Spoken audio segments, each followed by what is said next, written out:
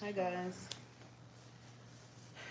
I don't know why King Zachariah started it without doing everything he needed to do, but how y'all doing today? How y'all doing today? How y'all doing today? Not to mention, I can't see your comment right now because he has the iPad. Okay. Hold on, y'all. One second. How y'all doing today? Well, your girl just did a video. Hopefully y'all go over and watch that. Go see that, y'all. Go see that, y'all. Okay. I'll be I have to edit and post it, but I do got one coming for y'all. And yeah, y'all go over there and watch that for me. What y'all doing tonight? What y'all doing tonight? What y'all doing tonight? Is y'all ready? Is y'all ready to get back into it? Is y'all ready to get back into it? Okay. We left off, y'all. We left off on chapter 5. So we going into chapter 6. And so far, y'all, starts off for the people that's just coming in and we getting started. I'm gonna give a little recap on what happened so far. Okay. So starts off with two teenage girls and they basically hanging out at one of their houses. They doing hair and lollygagging as girls do. Okay. And so they decide to start doing little phone pranks. Okay. They started doing little calling people on the phone and doing and saying little stuff here and there. It's not popping up. Saying stuff here and there. And you gotta go all the way out and go back in probably. And then Thank y'all for the 3 likes. and then one of the girls' half brother, was coming to live with them because he was I guess he was acting up where he was at, and he got expelled from school. So they went and picked him up from the airport the next day, and he already in town causing havoc, y'all. He already in town causing havoc. Okay, he went to school fighting already. Okay. On the way home from the airport, if I'm not mistaken, it was from the airport. They was they came across a little bad car accident. The top of your head. Is that fine? That's fine. A little car accident, which was pretty bad, y'all, because it was like some pileups, a little car pileup. And then but the boy, even though he was causing havoc in schools and stuff like that, he's a little hero, okay? Because he went to save the little puppy dog from out of the car, out of a burning car, y'all. So now they doing these phone pranks, and he didn't got into it with them, trying to do the phone pranks. And we gonna go from there, y'all. I ain't gonna say too much more. Hey, Kay. What up, Kay? Hi, Kay. Thanks for coming in. I can't see y'all comments as of yet. Okay, here we go. King Zachariah gotta get me right over here. Hold on, y'all. Hold on, because y'all know I gotta say something to y'all first. As per usual, okay? Per usual. So, as of now,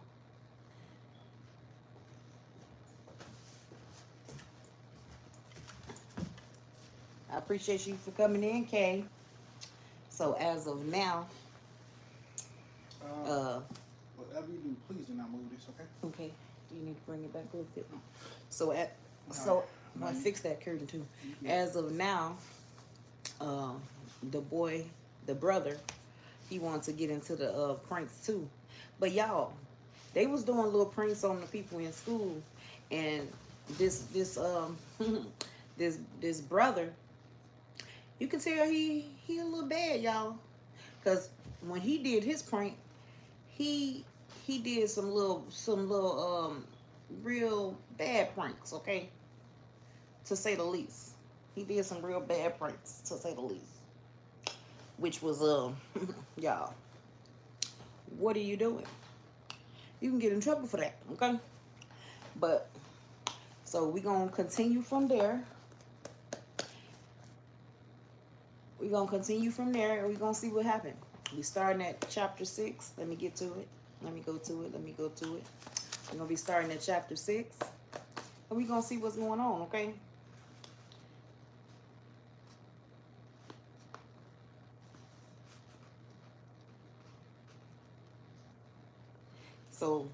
So far, matter of fact, let me read the last two.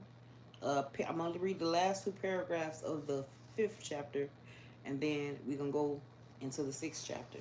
So I'm gonna read that part over so y'all know, kind of get the feel coming back into what's going on. Okay. So Dina cried, Jade urgently, "Where's Chuck?" Dina took. Are you? What are you about to do? Take him out, y'all. Okay, we gonna wait a minute because King Zachariah for to take Duce out. Get out of the camera. Hold on, y'all. Sorry. We're gonna take. Hold on, y'all. Trying to see if I can mute it a second. Oh, you ain't gotta mute it. Just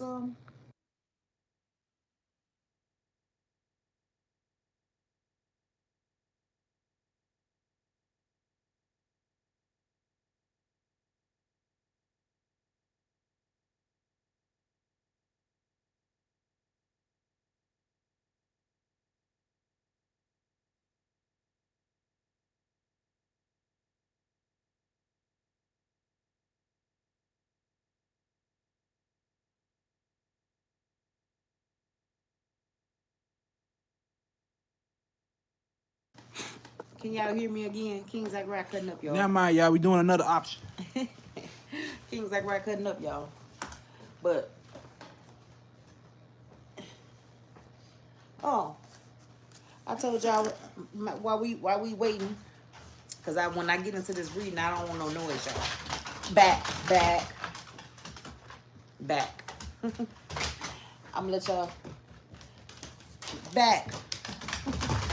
Mocha want to be seen so bad.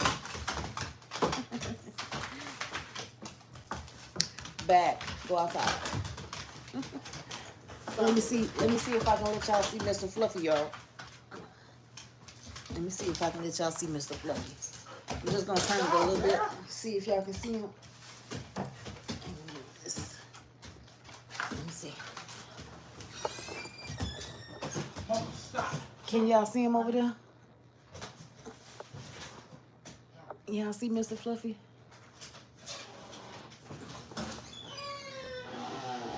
Let me see. He behind this little. Say hi, Mr. Fluffy. Say hi, baby. Can y'all see him? That's my Mr. Fluffy over there.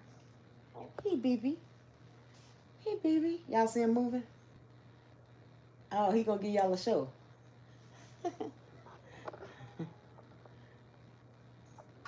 Hey, baby.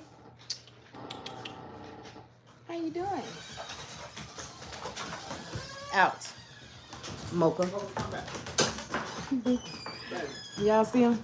It is so freaking foggy out there. Okay. She's gonna hurt herself. Stop, girl. You're wild butt. Take it off her neck, cause she gonna hurt herself. I got her. She done got all rambled up inside of my walker, y'all. Listen, my falling instincts is kicking in. I got my child. Y'all see him? He getting up there. Can y'all see him? He climbing onto the bowl.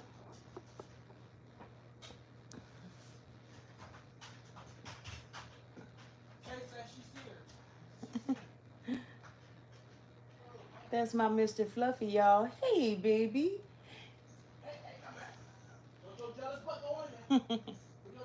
He giving y'all a show. Go.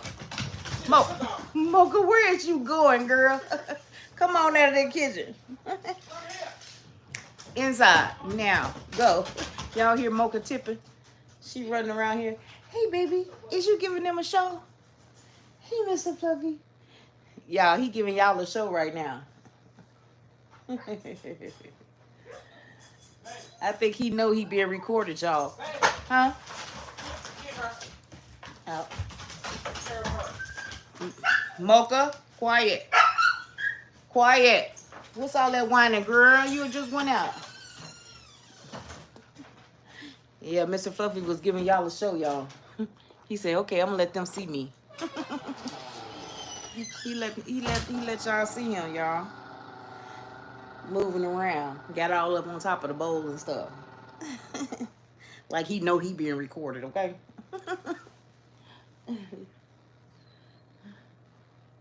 Yeah, that's my Mr. Fluffy, y'all. Let me see if I can. Alrighty. As soon as he bring Duce in, y'all, we get started. I just didn't want all that noise while I was trying to read the book. But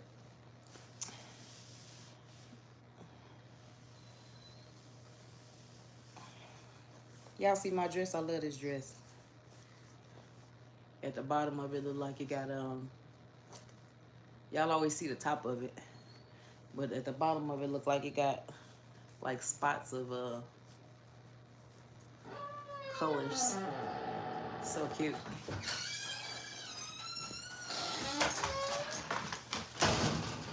Out, buddy.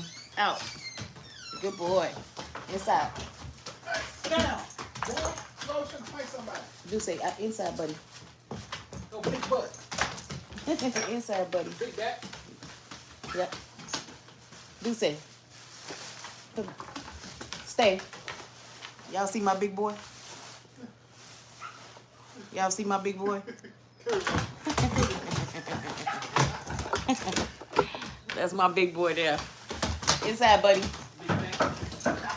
Stop, dude. Ugh. You got me looking all out of whack. Yeah, I just looked over at you. I was like, ugh. He just walking around the house here, y'all.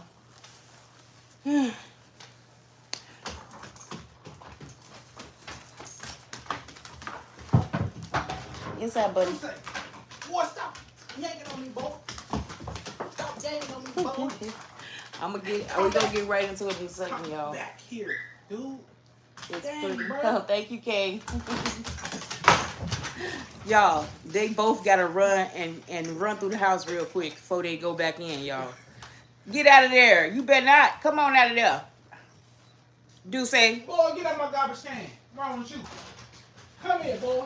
He gotta go check out everything. Inside. Go. Get in there, Hoppy. Oh! Your big old butt be knocking over everything. Dude, Go. chill, calm down. Zachariah, take him that away. Calm down, buddy. Chill. Chill, bro. Take him that way. He's gonna be knocking down everything. Go, go, go. Your wild butt. I'll let y'all out when I finish. Inside.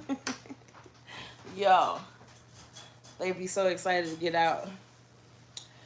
I would, you know, they could be dogs that stay out all the time, y'all. But Mocha, she's real. Playful. No, not even playful, y'all. She's not playful. She is real jealous, y'all. Real jealous. And if you doing something with Duce, she whining, or otherwise she gonna try to fight him. Okay? So Mocha is bad. Okay? Mocha is real bad. They be trying to fight each other, really. I'm trying to fix No, just going on. All right. Let's get into it, y'all. Just going on. I don't like a bomb no more, y'all. Yes. Y'all see? I don't like a bomb no more. Y'all. When he walk around the house, he be having the worst stuff on that you could think. Okay. All right. I know y'all. I know I got them. I got them feet. I go ahead and read the book. That's what they wait for. I know. Hold on, girl. Boy, I mean girl. Boy, get on out of here. I'm like girl. No, sir. Alright. All right, y'all. Let's get into it. Thanks for the 3 people in. Thanks for the 4 likes. I appreciate y'all. All right, y'all. Let me get back comfortable so we can get into it, okay? Cause I'm excited to see what else would happen, y'all. I'm excited to see what else would happen. Okay? Yes, your girl is. I am excited to see what is fit to happen in this rest of this story. Okay? All right. Let's get into it. Okay, like I said, I'm gonna read the last 2 paragraphs I read before we start on chapter 6. Turn off that light in there, please, baby. All right. So it says, Dina cried Jade urgently.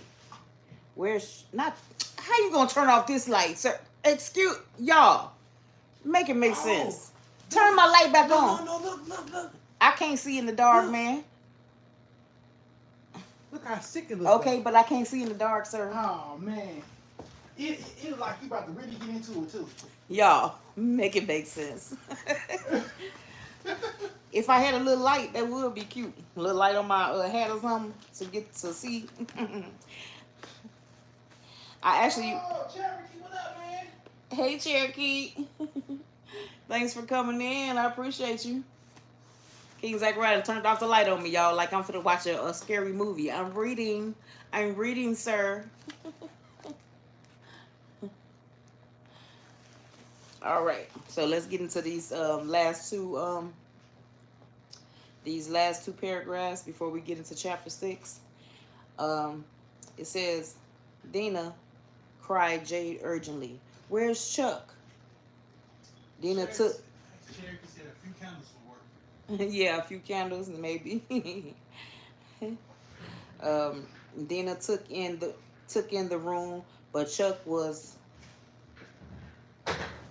nowhere. Oh, Chuck was nowhere. Was nowhere. And then there was a groan over by the window. Over here, said Jade, quick.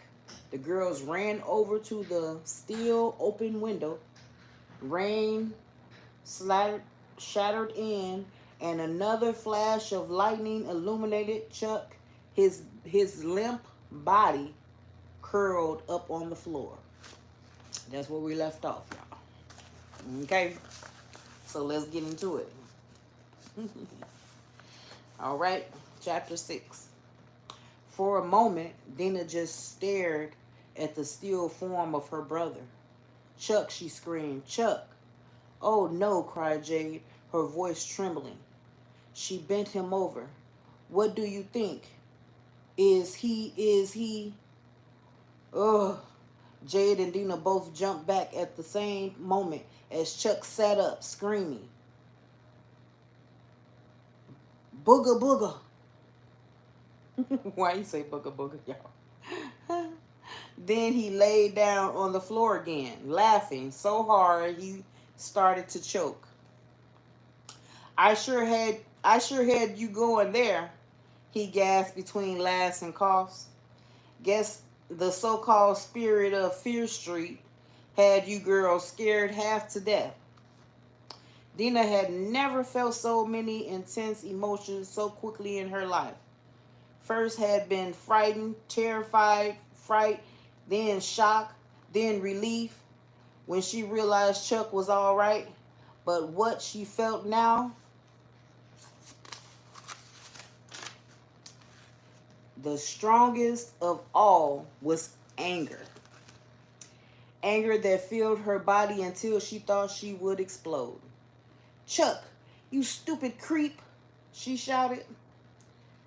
That was really the pits. You shouldn't go messing around with things you don't understand. I'm sorry, Chuck said, breathless and laughing, breathless from laughter. But he didn't sound sorry. But hey, I just couldn't resist. All the excitement of the last hour gone. Jade pressed close to the window and glanced out. The rain's letting up, she said. I guess I'll go home. If you don't mind, I'll walk you, said Chuck. After all, there are strange things out there in the night. And he started laughing again, turning his goofy grin on Jade. Dina was still furious, but Jade didn't seem to mind at all. In fact, she was looking at Chuck as if she didn't care if he was the Phantom of Fear Street. The next day, Chuck apologized and offered to help Dana with her math homework. It was as if he were two people, she thought. One Chuck, the one with the grin, was kind and brave and funny. The other Chuck was mean and immature. Dana was beginning to care a lot for the for the first time. She just had to think of a way to encourage that side of him. She was still thinking about the two Chuck the next day at school and nearly bumped into Rob Morrell in the hall on her way to French class. Excuse me, she said. My fault, said Rob. How are you doing, Dina?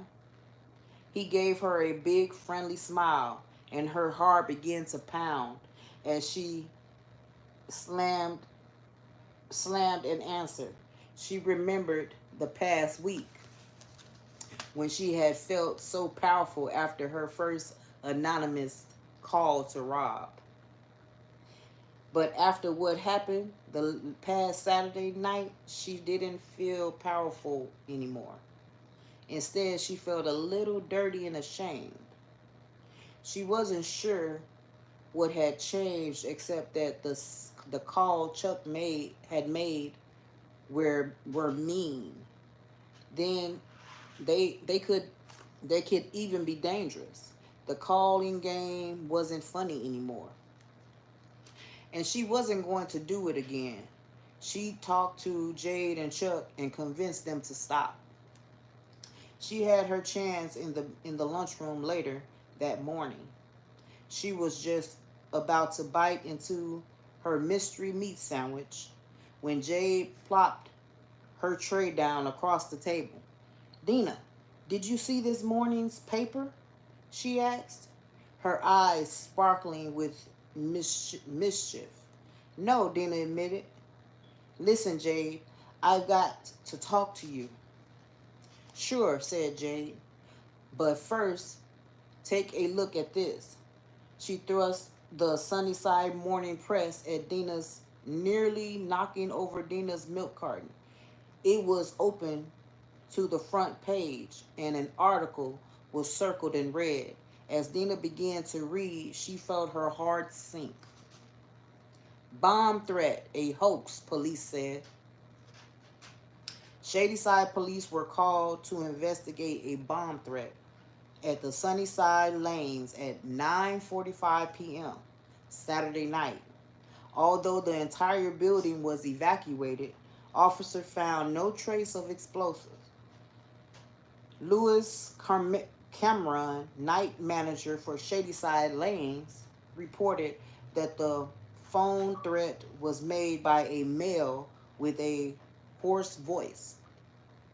He sounded like he meant business, she said.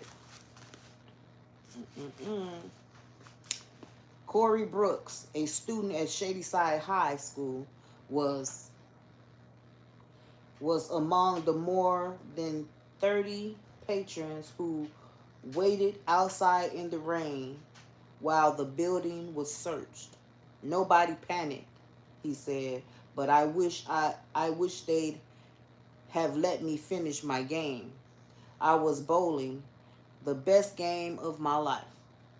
Although they admit they have no leads, police spokesman L.T. Evans Frazier says the investigation is continuing.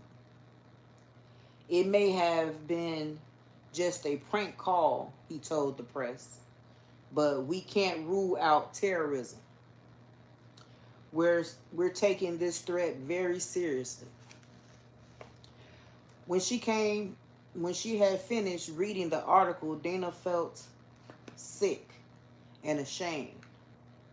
She glanced over at Jade, expecting to see shame on her face. Instead, Jade's eyes were shining and her face was flushed. She looked excited. Can you believe it? She said. We actually made the front page of the newspaper, of the paper. For a moment, I gotta take, hold on. Let me see what y'all saying. I gotta take it easy. I'm about a week now. Been in the hospital. Doctor said my heart stopped. Oh, I'm so sorry, Cherokee. You're in my prayers. You're in my prayers. You're in my prayers. I'm so sorry. You gotta be careful with that, y'all. So there's this phone prank. Let's go back. This phone prank that Dina's brother did was a real bad prank, as you can see. And it was so bad that it was in the morning paper. So we're gonna see what's gonna happen with that, y'all.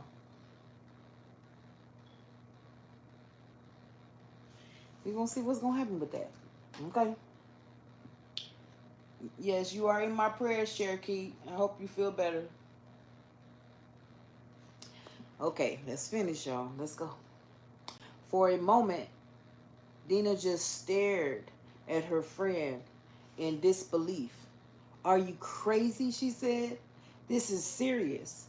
It says here that the police are investigating.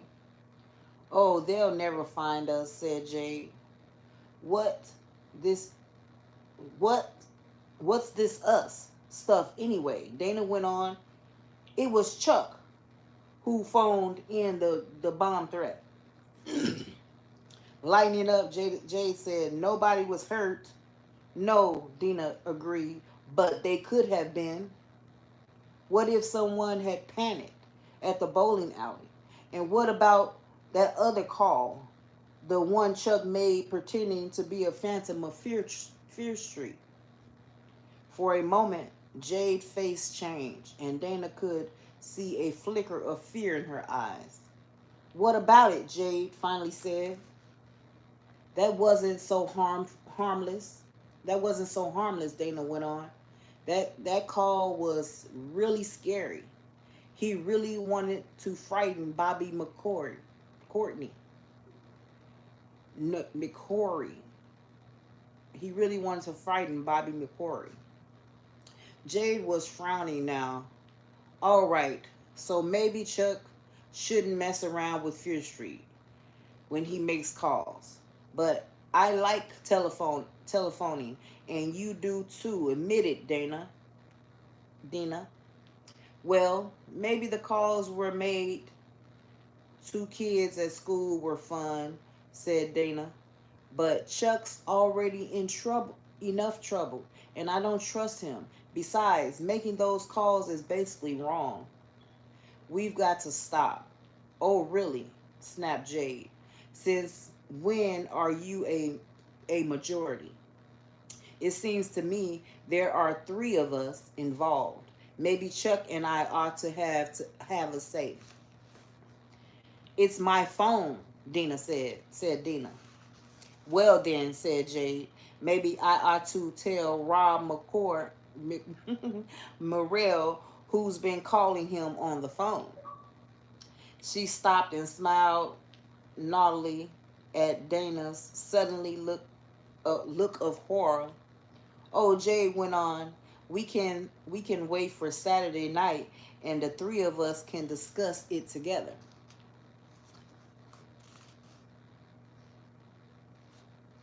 By Saturday night, Dina was more convinced than ever that she had made the right decision. Making those phone calls was wrong, and she was going to put a stop to them no matter what. Besides, she didn't think Chuck would really tell her father what they'd been up to. After all, he was involved too. Jade couldn't possibly tell Morrell, could she? She she just gotten a little carried away by the excitement. That was all. On the bright side, Dina was getting along with Chuck much better. He had helped her twice during the week with her trig homework and even loaded the dishwasher one night. Maybe Jay was right. He was just lonely. Maybe he was finally adjusting to life in Shadyside.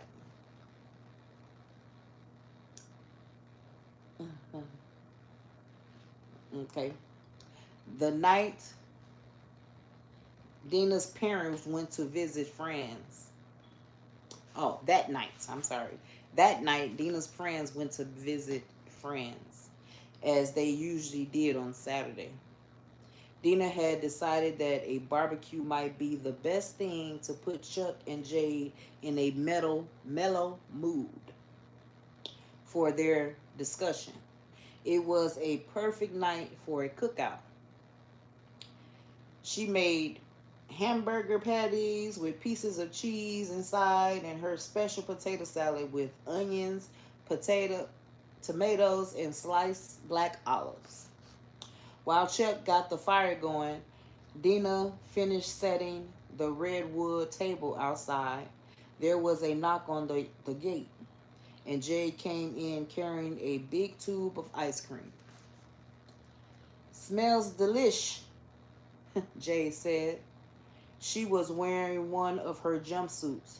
This one made of faded denim and covered with fake patches in bright colors. Dina saw Chuck look at her, especially before he turned into back to the no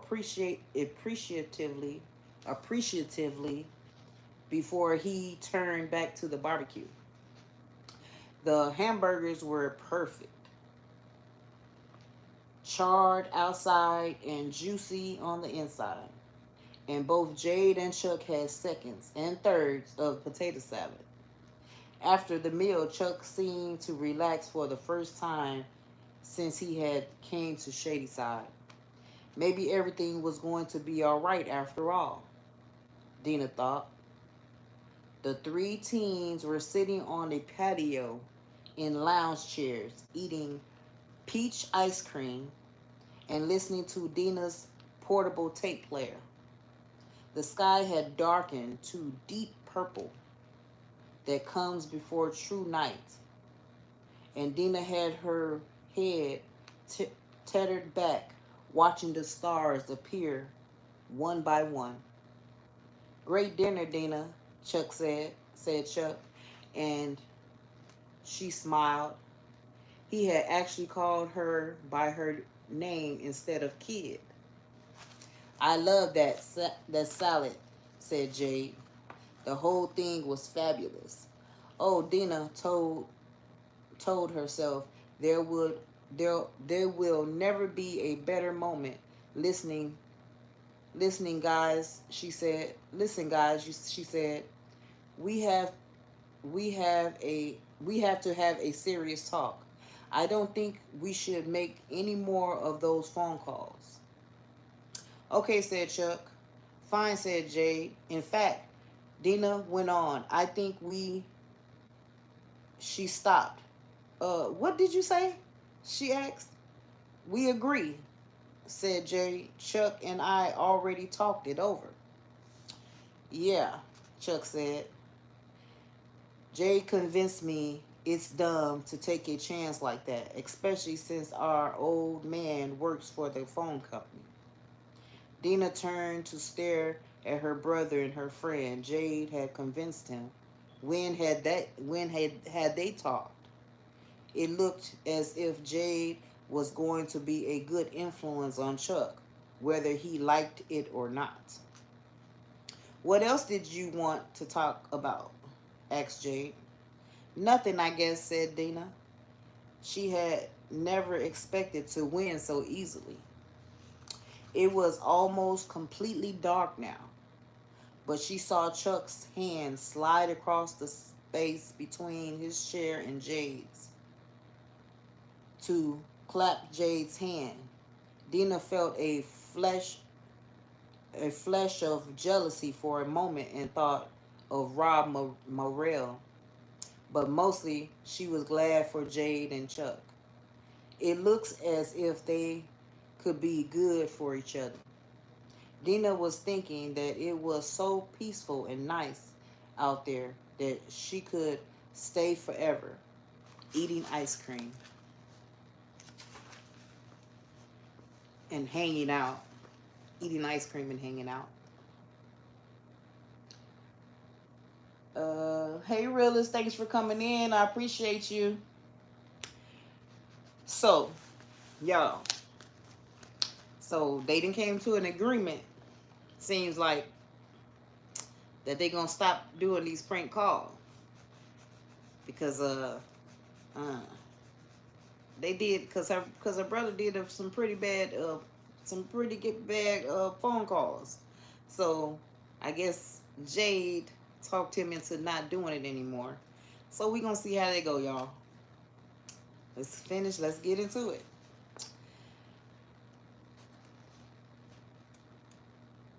The last strain of Dire Straits died down, and she got up to change the tape.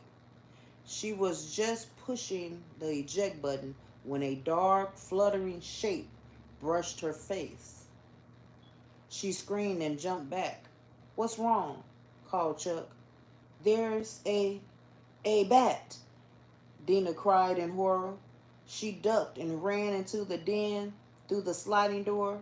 Outside, the bat was fluttering crazily around the patio light. "A bat!" Jade shrieked.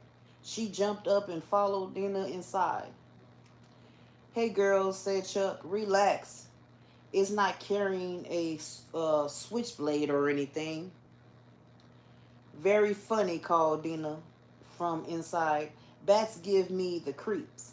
"Me too," said Jade. "Chuck, come on in." "Sure," he said. He slid the door open and stood for a moment in the opening. "Close it. Close it," shrieked both Jade and Dina. "Close it. You'll let the bat in." "Here, bat, bat, bat," Chuck said, but he slid the door shut and flopped into a leather armchair by the fireplace. "What is it with you two?" he said. Are small town girls afraid of everything?" "Most people with any sense are afraid of bats," said Dina. "They can carry rabies." "That's not why you're afraid of them," Chuck said. "It's superstition, superstition. Just like that nonsense about Fear Street." "Fear Street isn't nonsense," said Jade. She sat down on the arm of the chair next to Chuck. Dina thought she looked beautiful in the dim light and also afraid.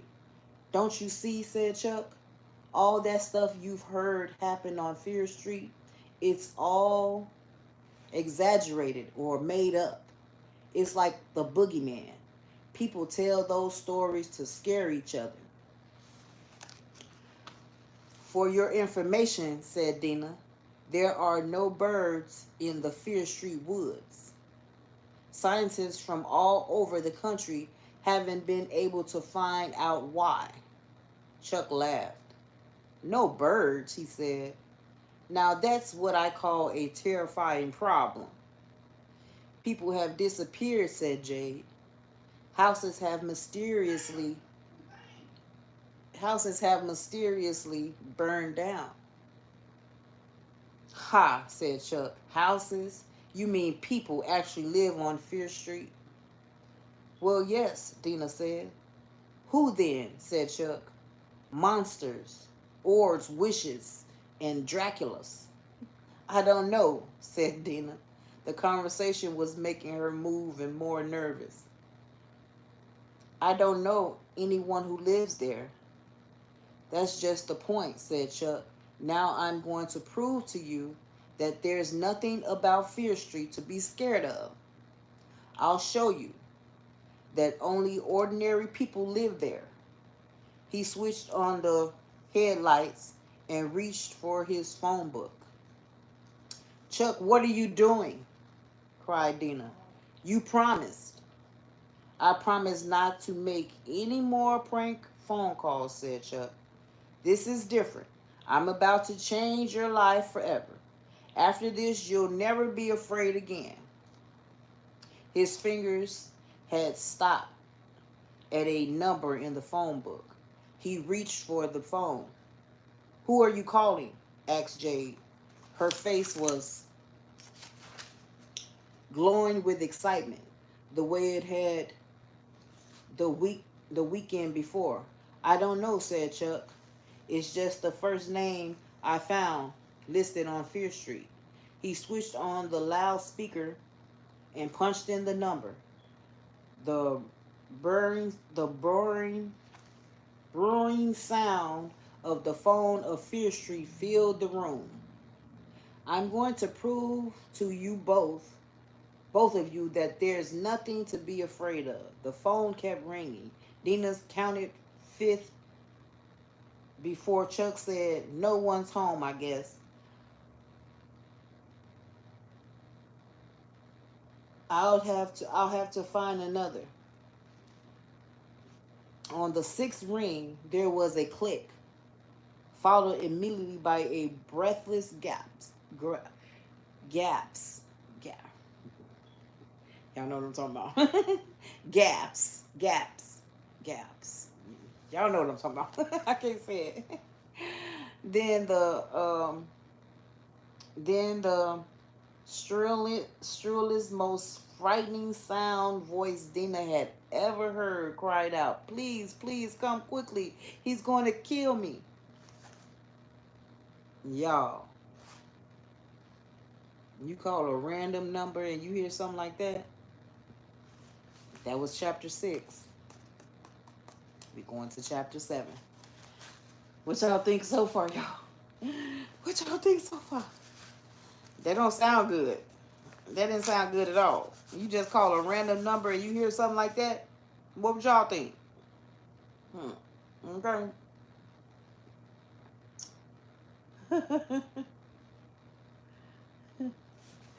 King Zachariah, he making faces on here, y'all. I think he's scared.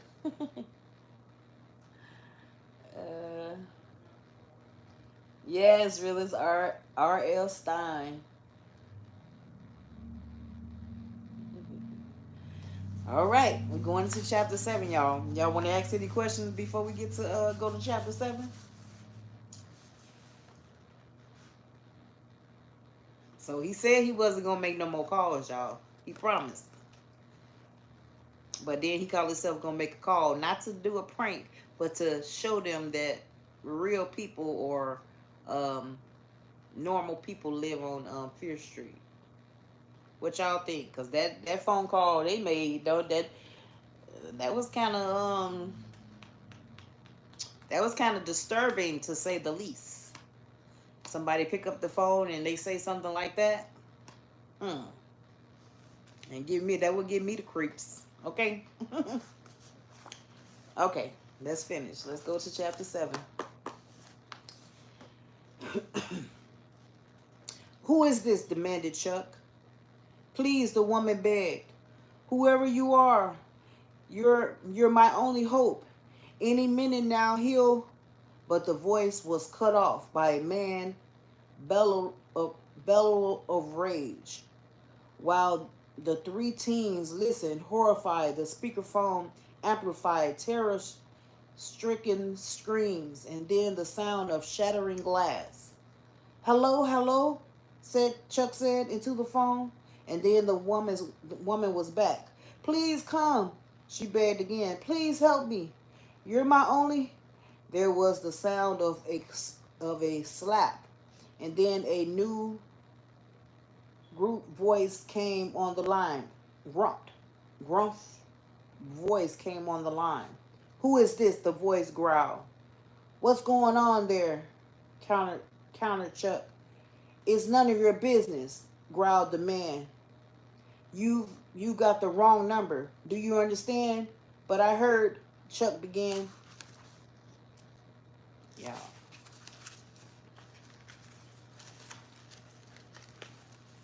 The wrong number, the man repeated, and he hung up the phone. Dina, Chuck, and Jade just looked at each other. Finally, Jade broke the silence, her voice soft and scared sounding. That was another trick call, Chuck, right? She said. Dina had been thinking or hoping the same thing. But when she saw Chuck's pale face, she knew it hadn't been a joke. It was real, he said, unless someone's playing a trick on me. He looked grim and angry. Oh no, said Dina, her legs suddenly weak.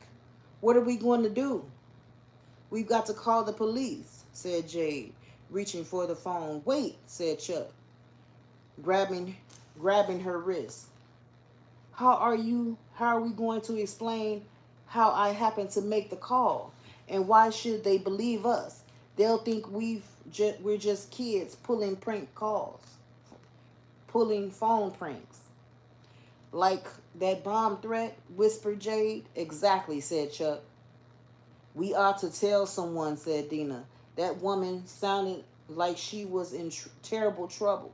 She said he was going to kill her.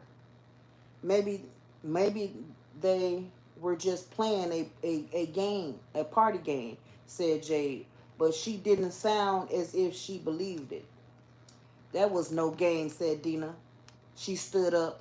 If neither of you will do it, then I'm going to call. Chuck snatched the phone off the table. Will you cool it? He said. He reached for the phone book. The police emergency number is 911, Dina told him. I'm calling the police, Chuck said. I'm getting the address. He shut the book with a snap and stood up. You mean you're going over there? Cried Dina, horrified. I've got to, said Chuck.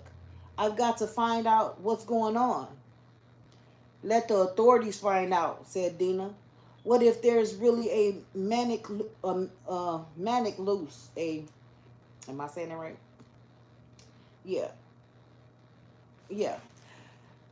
Y'all. Then I've got up to stop him. Chuck said, You heard her. I'm her only hope. I'm going to, said Jade. She began to pull on her funnel jacket. You can't go over there alone, Chuck. Dina took a deep breath. I think you're both crazy, she said. Maybe I am, too.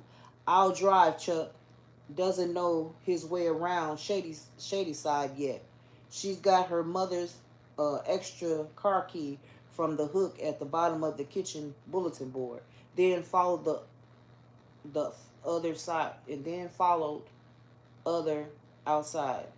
Then followed the other outside. Oh, okay. I kind of got tongue tied there. Then followed the other outside. It was a clear, chilly night with a large crescent moon. A large crescent moon. Dina slid in behind the wheel. Chuck in the back seat next to her. Jade in the back. What's the address? Dina asked. Take the car around the long circular driveway. 884 Fear Street, said Chuck. The people's name is Ferberson.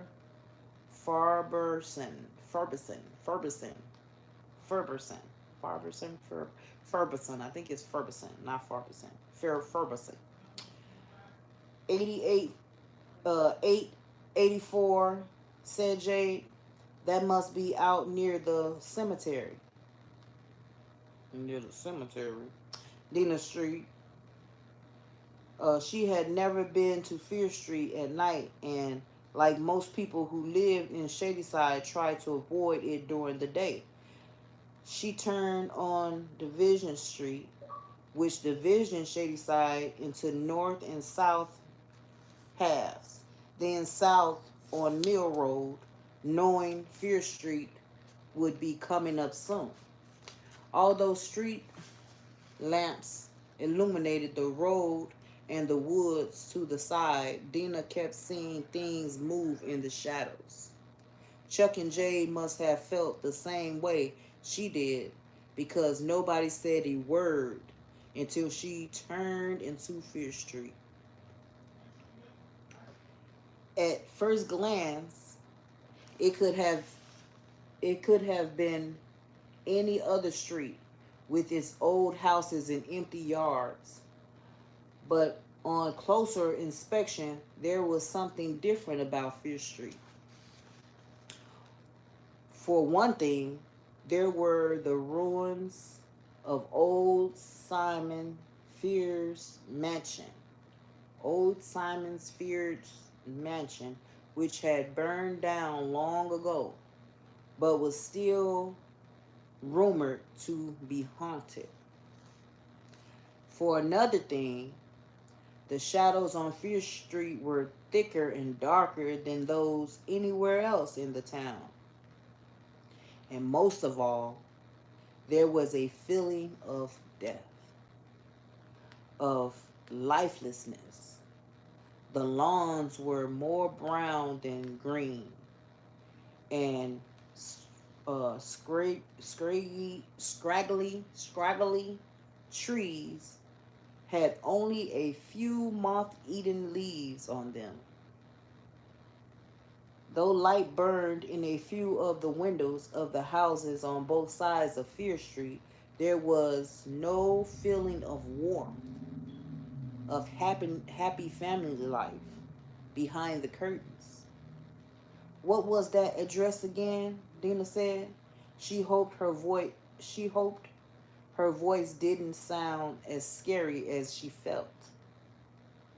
8884, said Chuck. 315, 35422, read Jay from the sign on the mailbox. Keep going.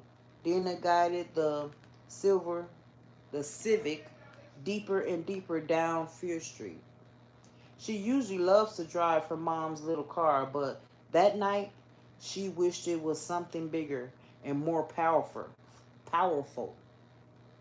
like maybe a tank. Looming dead ahead in the darkness was the black shape of Fear Street's woods. There were only a few houses left now, and Dina began to hope that Chuck had been wrong about the address. That it wasn't 884 Fear Street, and even Fear Street at all, but Hawthorne or Mill Road or Canyon Drive or up there, isn't it? Said Chuck. Just ahead of them was one more house set apart from the neighbors' houses. A two-story Victorian with battered shingles and patchy lawns. Beyond it was nothing but the cemetery. Dina's headlights picked out 884 on a rusty mailbox. She parked in front of the house and cut the lights. The three teens looked at the house for a moment. It was in total darkness. In fact, it looked as if it had been completely deserted for years. There's no one home, Chuck, said Dina.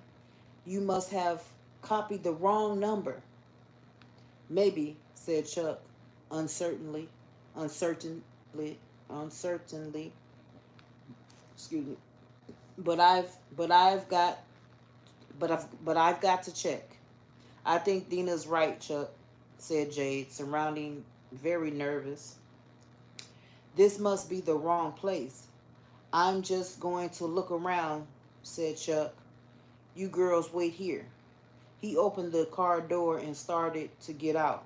Dina remembered how fearlessly he had ran into that burning car to rescue that dog. She knew he wasn't about to be talked out of his plan. There's a flashing there's a flashlight in the glove compartment, she said. Thanks, he replied. He took out the flashlight, then in the light from the ceiling bulb, he flashed his goofy grin for a moment. He shut the door and began the walk up the crumbling driveway. Dina and Jay sat silent in the darkness. Y'all, Dina thought briefly of locking all the car doors, but then decided Chuck might have to get back in a hurry. Across the street, she could just make out the dark, looming shape of trees in the Fear Street woods. On the far side of the house was the outline of the stone wall around the cemetery. From behind, there was a faint, eerie glow from the moon. I don't know about you, but I'm not staying here around another second, said Jade suddenly. I'm going with Chuck. Wait for me, said Dina. The two girls scrambled out of the car and started up the driveway after Chuck. As Dana felt the gravel crunching underfoot, she imagined it was broken bones and felt a shiver go through her.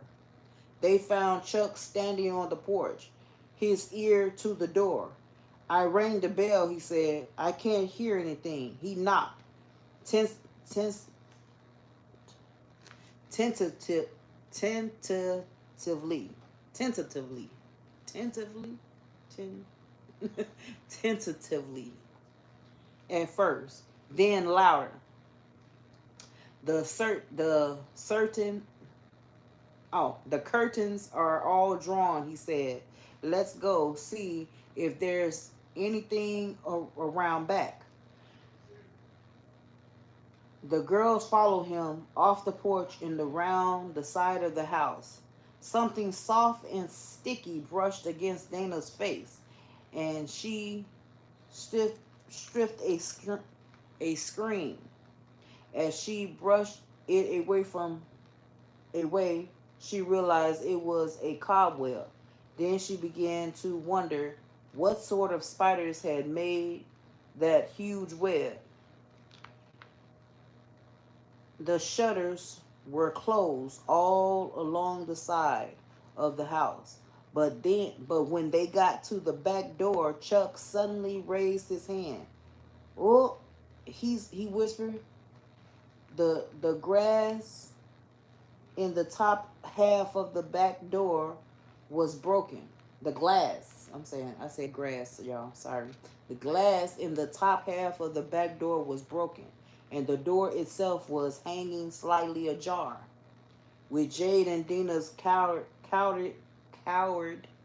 in behind him, Chuck shone the flashlight through the broken window, revealing an old-fashioned kitchen. In the center of the room, a table lay on its side. All around the floor was littered with broken dishes. Chuck swung the flashlight to the counter, where canisters and jars lay smashed. Their contents on the floor. Sugar, spices spilled over the counter and into the floor. Chuck let out a low whistle. The place has been ransacked, he said. I'm going in. As he swung the door open the rest of the way, he creaked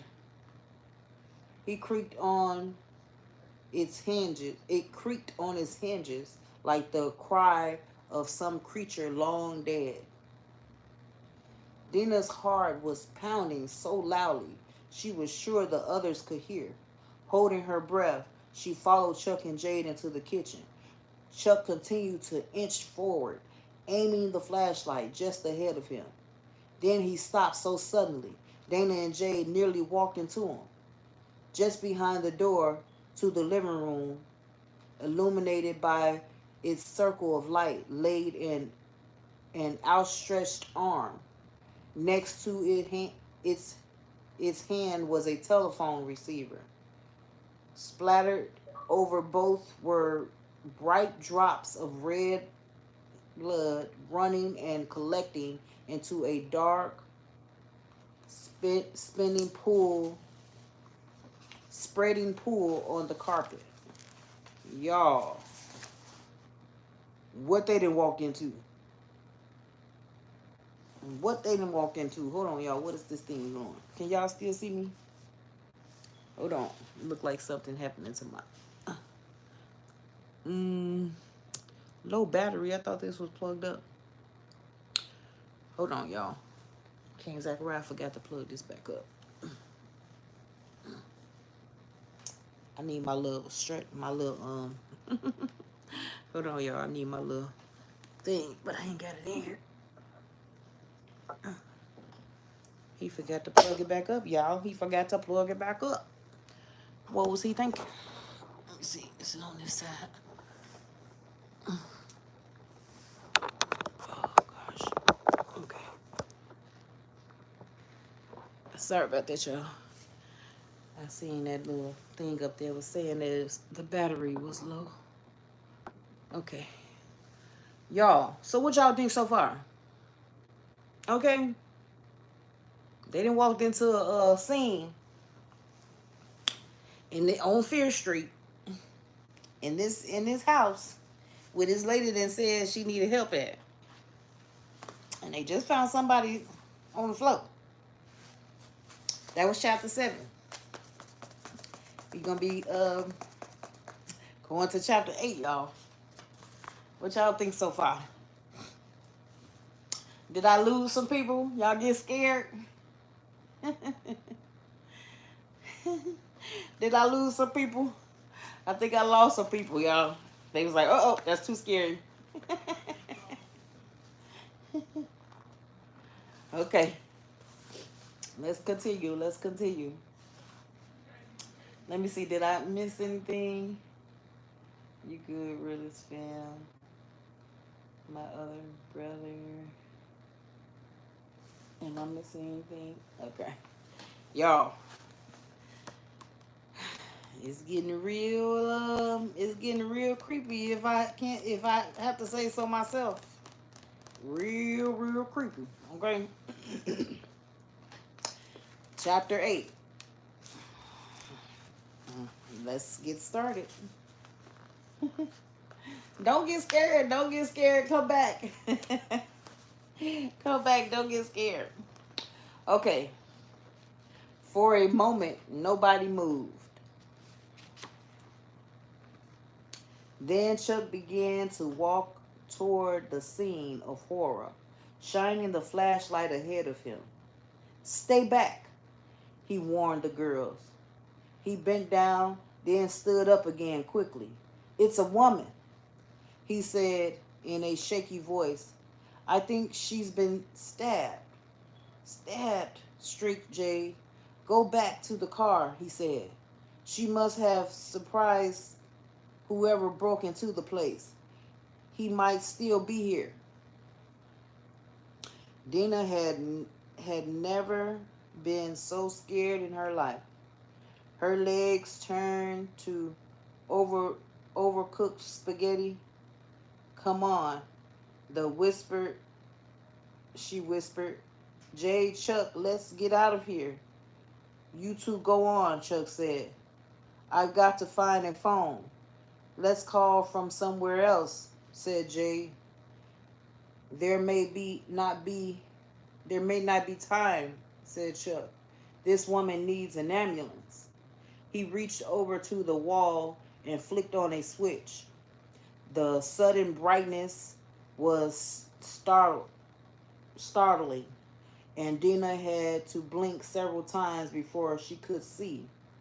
She stepped uh, gi- um, gingerly into the living room with Jade, and Sully felt faint. The woman was laying on her stomach. Beside her on the floor lay a big, blood-covered, uh, carving knife, y'all. "Oh no," said Jade, her voice a faint moan. Involuntarily, she launched Dina's hand. She clutched Dina's hand. Dina glanced around the living room to avoid staring at the woman. The room looked as if a storm had blown through it. Lamps and ashtrays lay broken on the floor. The couch was split open, its stuffing spilled out. Pictures were pulled from the wall and lay smashed with the other debris. Chuck was bent over one of the few standing tables, dialing the phone. "Hello," he said. "I want to report a..." Before he could finish, he heard loud footsteps on the stairway to his left. "Someone else is here," Jay cried. A large, heavy man dressed in a green overcoat and wearing a black ski mask appeared on the stairway. In the right hand, he held a tire iron. "What are you doing here?" he growled in a deep, hollow voice. "You stabbed her," said Chuck. "You broke in and stabbed her. You'll never get away with it." "Drop the phone," the man said, chilling manic in his voice. He hurried down the last few stairs, the tire iron in front of him, and as Jade and Dina watched in horror began to advance on Chuck. Chuck screamed. "Chuck," screamed Dana, "look out." Chuck jumped to the side just in time. The tire iron came swinging down, narrowly missing his head. His eyes darted widely around the living room, then came to rest where the woman lay. He lunged forward, the masked man after him.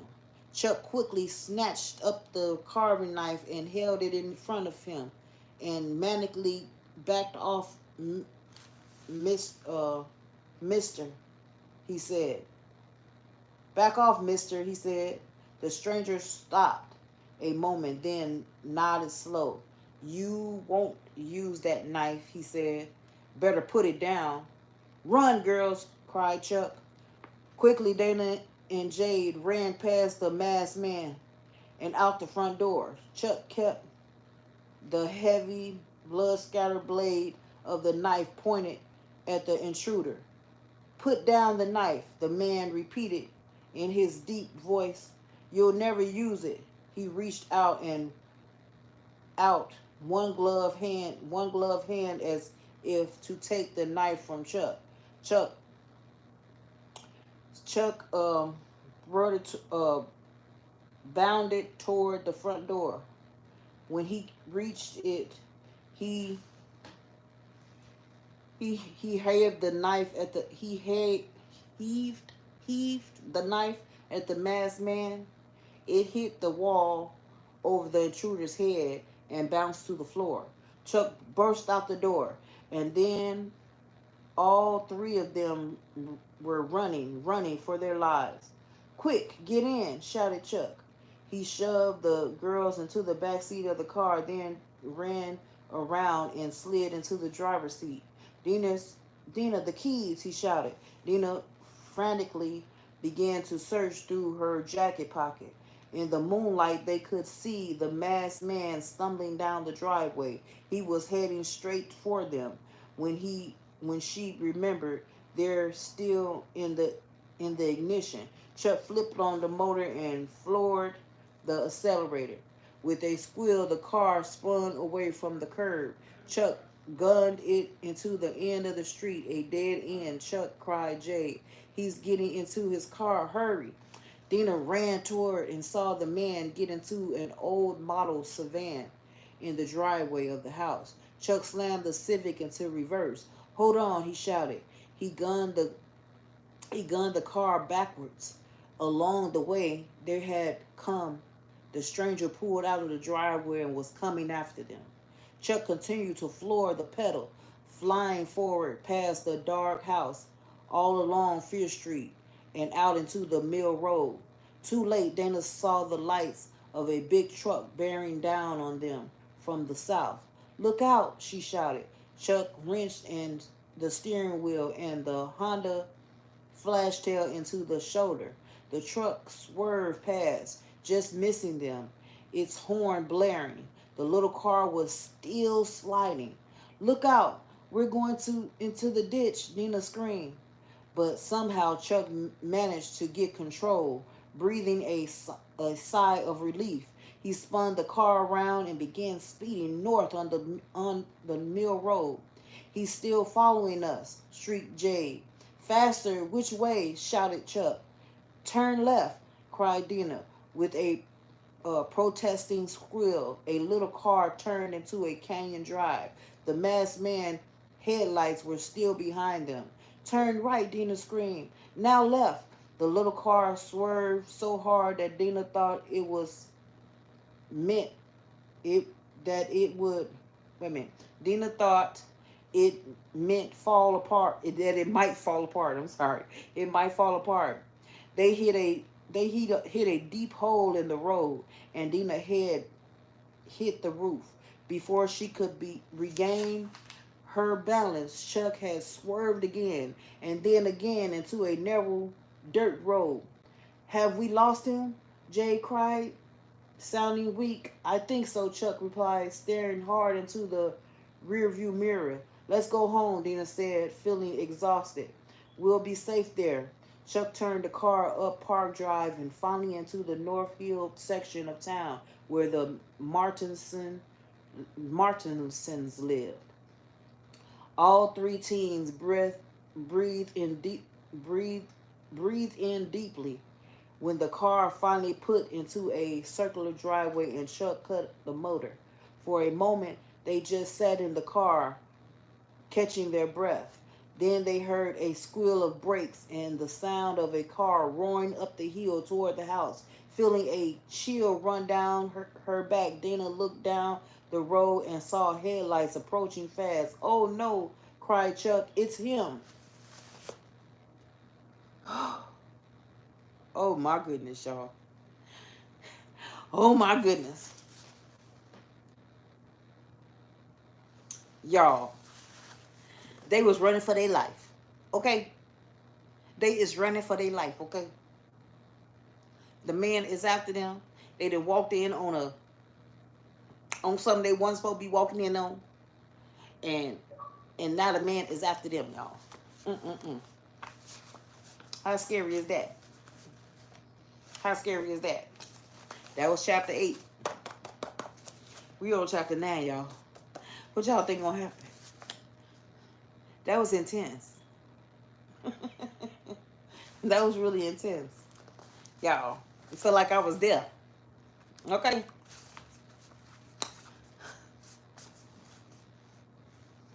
All right, let's see what happened, y'all. I had to catch my breath. I'm like them. Okay. Get in, ordered Chuck. We'll be safe there. The three teens scrambled out of the car and into the porch. But before they could get inside, the car roared straight toward them up the driveway, sending the gravel flying, its headlights glowing like the eye of some evil animal. But instead of stopping, the stranger's car went all the way around the driveway, then sped away, heading back down Pine Road toward town. He's gone, said Jade, her voice trembling. Let's go in, said Chuck. We're safe now. Dina followed the others in. She wished her parents were home. Even more, she wished her hands would stop shaking. Chuck was already at the phone dialing 911. Hello, he said. Send an ambulance to 84 Fear Street. A woman has been stabbed. My name, just say I'm the Phantom of Field Street. He hung up. Chuck and Chuck, said Dana, dismayed. Why you say that? I can't give my real name, he said. I'm in enough trouble already. They'll want to know what we were doing at the house. What would I say? But what about the man? Dina protested. Shouldn't we report him? We didn't see his face, Chuck pointed out. We can't identify him, but he knows where we live. We'll just have to hope the police catch him. Dina felt funny about not doing more, but she decided Chuck was probably right. The night's events was thoroughly exhausted her, and she yarned. Chuck had moved into the couch beside Jade and was gently stroking her hair. Dana was surprised to see tears drying on Jade's face. This was the worst night of my whole life, Jade said. I hope I wake up soon and find out it was all a nightmare. It was real, all right, said Chuck, but it's over now. It was real, all right, said Chuck, but it's over now. Dina saw Jade relax at Chuck's smothering words, but she couldn't help wondering if he was right. Was it really over?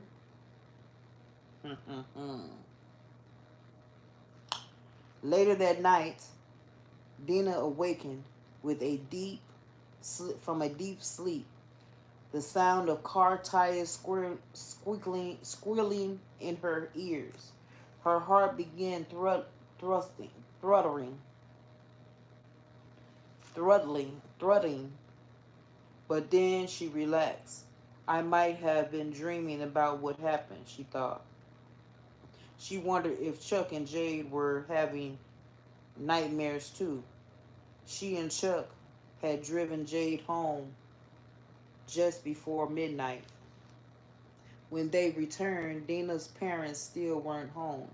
Dina had collapsed into her bed and immediately fell asleep. But now, there it was again. A car was crack, crunching the gravel in the driveway. A car door slammed, and then someone walked up the driveway toward the house. Oh, no, no, Dina pleaded silently. Don't let it be the man in the mask, please. The doorbell rung. A moment later, someone began pounding on the front door. Dina laid in her bed, too scared to move. Then she heard her father's sleepy voice. Just a minute. Then his footsteps started down the stairs. Just a minute. Daddy, no, don't answer it.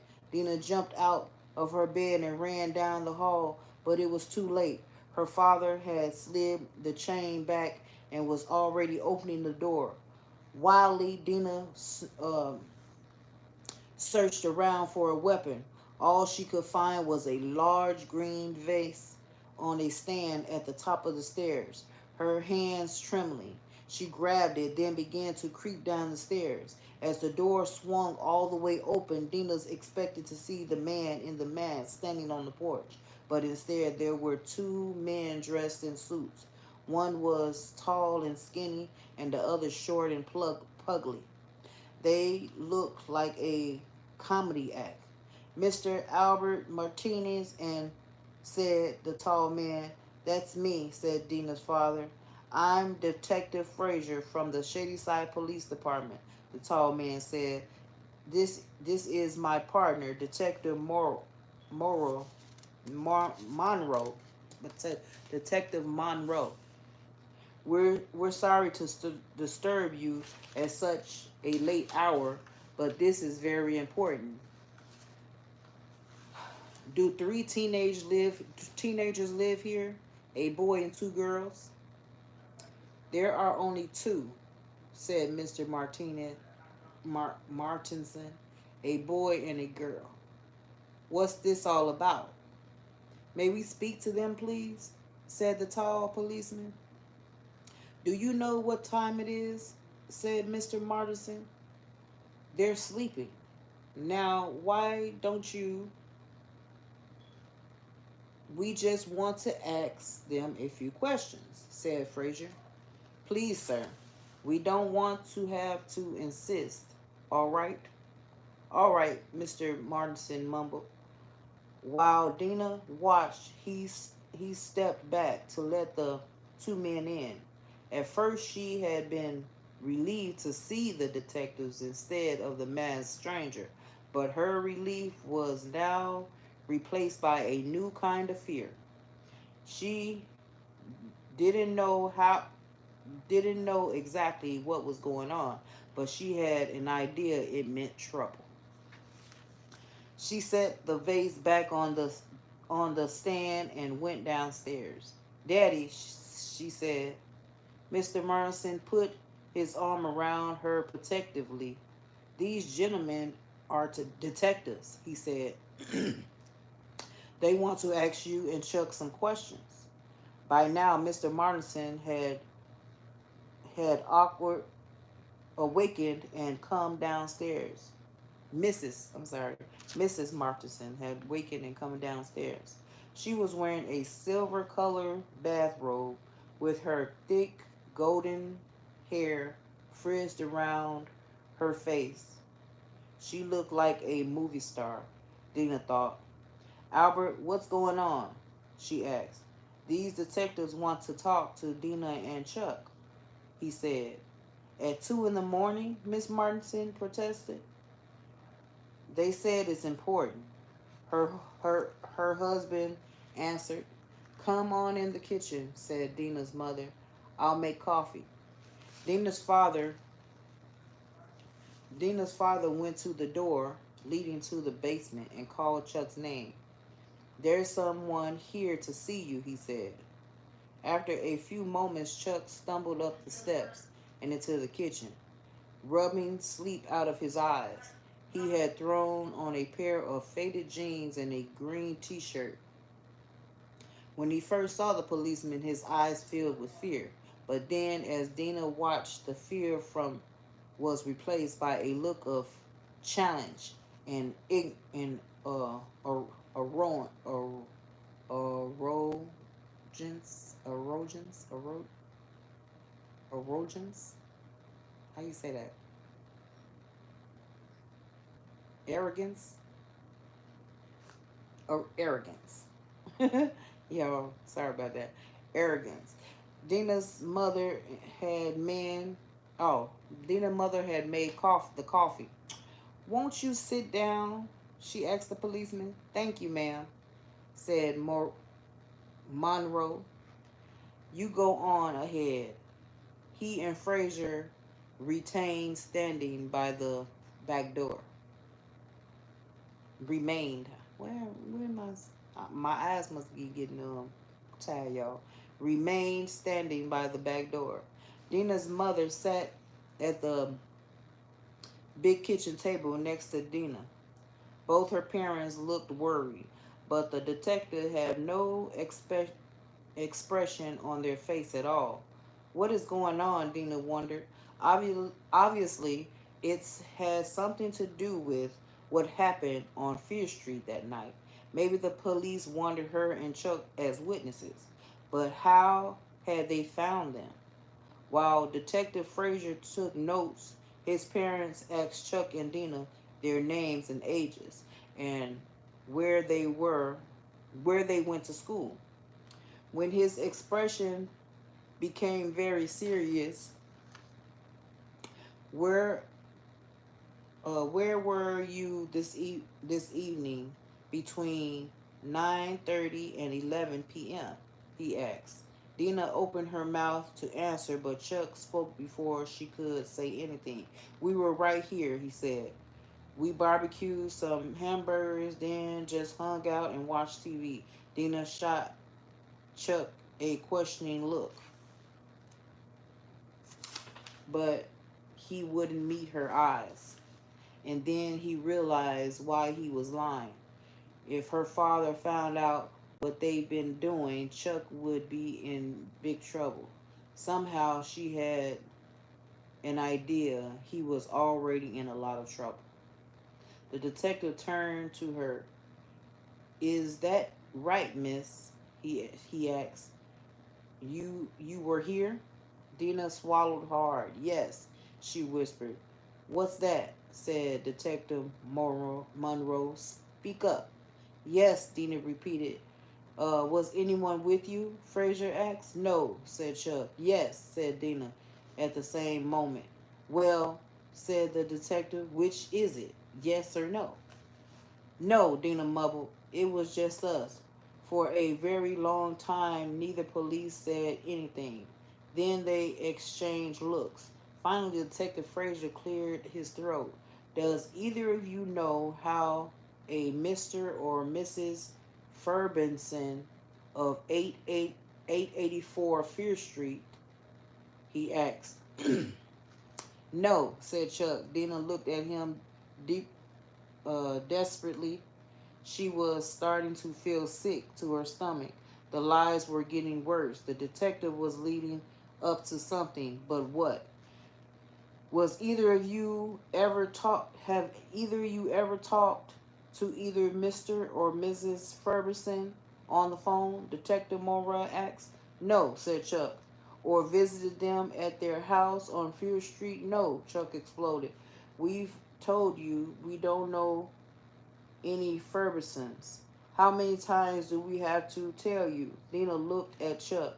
He looked angry, but something about his expression wasn't right. Suddenly, she realized that he was scared as she was. Y'all. Y'all think he should have been telling them what's going on? Or he should keep on saying no? I don't know, y'all. Me, myself, personally, first of all, somebody been chasing y'all. And chased y'all to y'all house. So, I think y'all need to be telling something. Okay? But, let's see what happened. Mr. Martinson got to his feet. Officer, you've heard them, he said, his voice very angry. My kids aren't lying. Liars. Now get to the point. Once again, the policemen glanced at each other. You got a witness who contradicts you, Monroe said. Are you sure you don't want to change your story? We told you the truth, said Chuck. He was staring straight ahead, and Dina could see a muscle in his cheek twitching. Her father was standing by the sink, his hand clutching his fist, while her mother sat unconsciously shedding a paper napkin with her fingers. Who is the witness? Dina wondered. Could it be Jade? But if it is, she's in trouble too. Maybe the neighbors had seen something, but we didn't see any neighbors. We didn't do anything wrong. She remembered. She remind herself. No matter what, we're innocent. Detective Fraser signed. Our witness is Mr. Stanley Ferguson. He said, according to him, you two and another teenage girl broke into his house and burglarized it. Then, when his wife came home unexpectedly, you murdered her.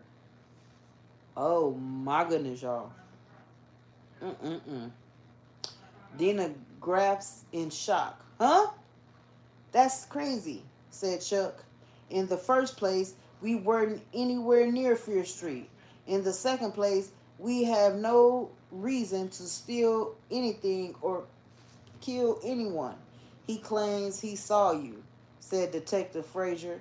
He gave us a license number, and it checks with and it checked with yours. But what about the burger burglary? Dina blurred out. Dina was quiet. Chuck's voice cut her off. Just a minute, Detective Frazier, Dina's father shouted. Even even though he was wearing his ratty old bathrobe, Dana thought he looked fierce and dangerous. Are my children being charged with a crime? Charged, said Frazier. Not yet. But we have hold it, said Mr. Martinezson, cutting him off. He looked at Dina, and Dina, he said, did you do the things you're accused of? Of course not, Daddy, she said. What really happened was her father cut her off with a shake of his head. He turned to Chuck. Chuck, he said, did you do these things? No, said Chuck, his face sudden. I don't I don't know anything about it. Dina flushed a worried look at Chuck. Her father moved closer to Detective Frazier. I don't know what's happened tonight, he said, but I do know my kids, they wouldn't do any such things, and they wouldn't lie to me. I understand you're just doing your job, but they're not going to say another word without a lawyer. Detective Frazier nodded as if he wasn't surprised. I'm going to leave. I'm going to have to take them in, he said. For what? Exploded Mr. Martinson. Because some crazy man thinks he saw them somewhere. You have no evidence. We have enough to hold them for further questioning, said Frazier. We've checked your car. The front bumper and tires were clotted with green, shady clay that's found only at the end of Fear Street, where the Fergusons live. It's still damp. Your car was there recently. The detective paused rather sadly. He looked directly at Dina, then at Chuck. Don't make this any more difficult than it already is, he said. Come downtown now, voluntarily. If you don't, I'll have to come back with a warrant for your arrest. Y'all. See what lies get you? You should have just went on and told the truth. Called them, let them know what was going on. The man had followed y'all, everything. Y'all. That don't sound good. That don't sound good at all. So we got chapter 10. It's a small paragraph for chapter 10, y'all. So we gonna read that, and we're gonna leave off. That's 5 more chapters that we did today. So far, so good. His plan had been accomplished, even better than he had hoped. For once, luck was on his side. Things were definitely going his way. Now all he had to do was wait for another week. Wait and do nothing else, unless someone tried to get in his way. If that happens, well, one more murder wouldn't be so hard. In fact, it would probably be easier than the first one. Y'all. Mm-mm-mm. Mm-mm-mm. What y'all think about that? Y'all, I think with what going on, I think they should have told the truth. I think they should have told the truth, okay? At least if they had told the truth, he wouldn't have been able to go down there and so we know who the mask. I didn't read this, so it's only one person the masked man could have been, y'all. What y'all think? If he the one went and said all this to the police, it's only one person the masked man could have been. Okay? Y'all think about that. But guys, that was our 5 chapters for the night. And when are we gonna have to get ready for the next 5 chapters next time, y'all? I thank each and every one of y'all for coming out and watching, listening, reading with your girl. But y'all, to recap the last 5 chapters. So apparently the pranks calling went to something even deeper than it was before, because they wind up calling someone wind up answering, and the lady on the other side of the phone was apparently screaming, asking for help, screaming for help. Instead of them going to or calling the police or telling somebody, they decided to go over there.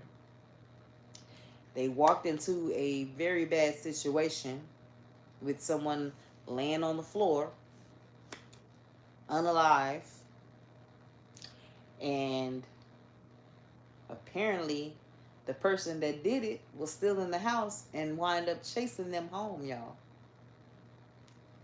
And they still decided not to tell anyone.